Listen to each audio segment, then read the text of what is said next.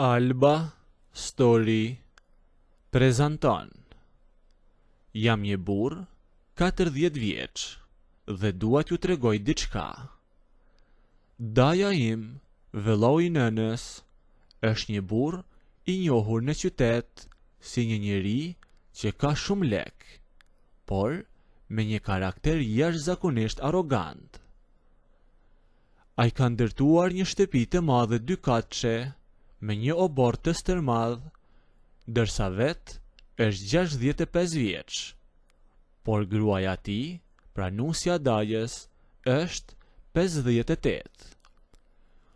Unë kam profesionin e inxhinierit dhe para 2 muajsh Daja më kërkoi të ndiqja nga afër disa punime që po bënte në obor për një pishinë dhe një verandë të re. Për shkak të atyre punimeve, me duhet të shkoja aty çdo ditë. Daja ishte gjithmonë në lëvizje, ose rrinte me ustallaret duke pirë kafe, e gruaja e tij merrej me gjithçka tjetër. Edhe pse është 58 vjeçe, është një grua e mbajtur jashtëzakonisht mirë, shumë e rregullt dhe me shumë klas. Por Daja nuk ja dinte fare vlerën. Kur fliste me te para njerëzve apo para punëtorëve, i drejtohej me urdhëra dhe me një ton të lartë zëri. E kjo sjellje e tij filloi të më pengonte shumë. Unë e kisha inat mënyrën se si ai e trajtonte. Ndaj fillova t'i flisja asaj me shumë respekt dhe ta ndihmoja. Kur ustallaret iknin nga puna, unë rrija në verandë për të bërë llogaritë e materialeve për të nesërmen. Daja zakonisht merrte makinën dhe ikte në qytet, e nuk rrinte shumë aty, vetëm 10-15 minuta dhe nuk i rrihej më shumë, ndërsa ne dy mbeteshim vetëm aty. Ajo ulej me mua tek tavolina në verandë, silte 2 kafe, i linte mbi tavolinë e ulej përballë meje. Bisedonim shumë se si do e ndërtonim atë shtëpi, por me kalimin e javëve, bisedat u bën shumë personale. Me tregonte se si Daja e linte aty gjatë kohës që po ndërtohej shtëpia dhe e linte vetëm, e se si ai nuk e dëgjonte kurrë kur ajo donte t'i fliste diçka me te. Për atë njeri, unë jam thjesht një roje e kësaj shtëpie, me tha ajo një ditë.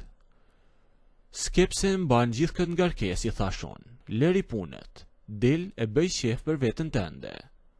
Ti je grua e re, vetëm 58 vjeçe, por as nuk i ngjan kësaj moshe, e nuk je ti për të ndenjur e mbyllur që në këtë moshë, i thash asaj. Ajo më shikoi një herë dhe mu përgjigj. Kur jeton me një njeri që të fshin si njeri, harron edhe vetë se kush je, me tha ajo. Unë si thash asgjë tjetër, por ato fjalë me treguan saktësisht se si e kishin gjendjen ata të dy.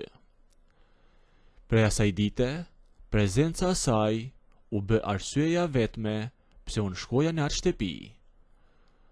Llogaritë e pishinës ishin thjesht një justifikim.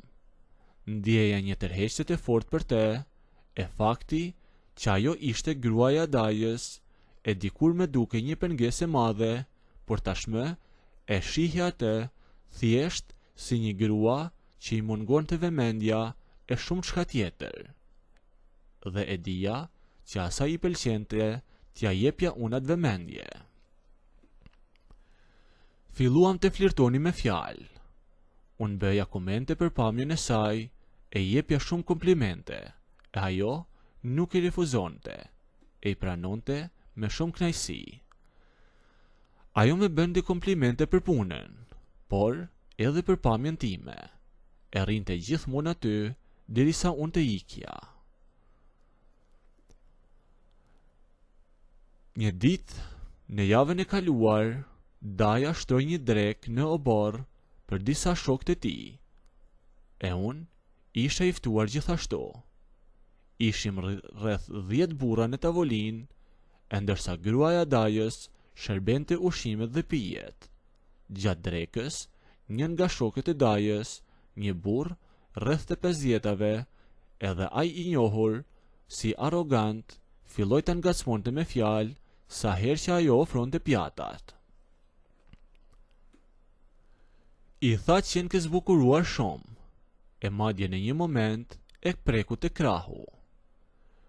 Unë ktheva kokën me një hen nga Daja, duke pritur që ai ta vinte atë njeri në vendin e tij, por Daja thjesht qeshi dhe i tha atij burrit: "E po e kam mbajtur mirë me lek, prandaj dhe kjo mbahet kështu si e re." Nuk di si ta shpjegoj atë që ndjeva. Nuk ishte inati i një nipi që shese si trajtohet gruaja e Dajës, por ishte një xhelozi sepse me vinte keq për te. Ta shihja dike tjetër, ta prekte të krahu e të fliste ashtu për te, ndërkohë që burri i saj e kthente në një shaka me bëri të ngriheshen nga tavolina. S'fola fare, por shkova në anën tjetër të oborrit e qëndrova aty derisa dreka mbaroi. Miqtë e Dajës hipën nëpër makina dhe iken. E Daja ishte plotësisht i lodhur, e u fut brenda, shkoi drejtë në dhomën e tij e u shtrite flinte. E u ndola përsëri në obor me idenë për të marrë çelsat e makinës ime e për të ikur në qytet. Ajo ishte tek tavolina, po pastronte mbeturinat e drekës e po mblidhte shishet e zbrazura, e pash që ishte shumë e rënduar, gati sa nuk po qante. U ofrova dhe ndalova vetëm pak hapa larg saj. "Leri ato," i thash, "nuk je pastrusja e shokëve të tij. I bëj nesër punëtoret," i thash unë. Ajo nuk i la, vazhdoi të pastronte.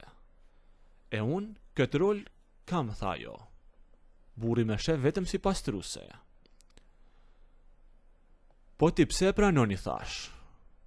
E mua nuk me kishte dal inati asaj që ndodhi në drek. Pse qëndrova aty kur ai tjetri të preku? Pse nuk ja përplase pjatën atij shokut e tij? I thash unë gruas së Dajës. "Çfarë duhet të bëja?" më tha ajo. "Ai është burri im, e nëse ai nuk më mbron, çfarë pret ti të bëj unë, kur unë nuk kam asnjë mbështetje këtu?" "Ke mbështetje," i thash. "Më beso që ke mbështetje të madhe, por ti mos e injoro. Ti lejon atë burr të sillet ashtu dhe nuk shikon se kush e ka vërtet mendjen tek ti. Pra, e kisha mendjen për veten time." Ajo qëndroi në heshtje. "E kush e ka mendjen tek unë?" më pyeti ajo pastaj. "Për kë po flet," tha. E unë s'kisha më pse t'i flisja me fjalë. U ofrova, e kur i dola përpara, ngrita njërin dorë dhe e kapa dorën e saj.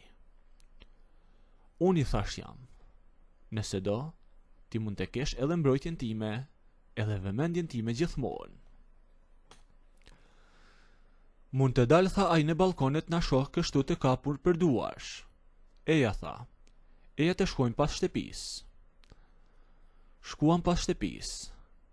E nga që shtëpia ishte në periferi, kishte vetëm pemë të larta, lisa dhe frashëra. E u futëm aty tek ajo pjesë si një pjesë e pyllit. "Më thuaj," tha saktësisht, "se çfarë do." I thash nëse nuk e ke kuptuar deri tani, atëherë nuk kam çfarë të flas më. Por ti thjesht ndiq atë që do bëj unë. E ju ofrova, e ulem aty pas një lisi, e fillova që ta puthja, duke filluar t'i puth fytin e saj, pastaj qafën. Nëse doni të ndëgjoni historinë deri në fund, bëjini videon like, a nëse nuk doni, abonohuni ose bëjini subscribe.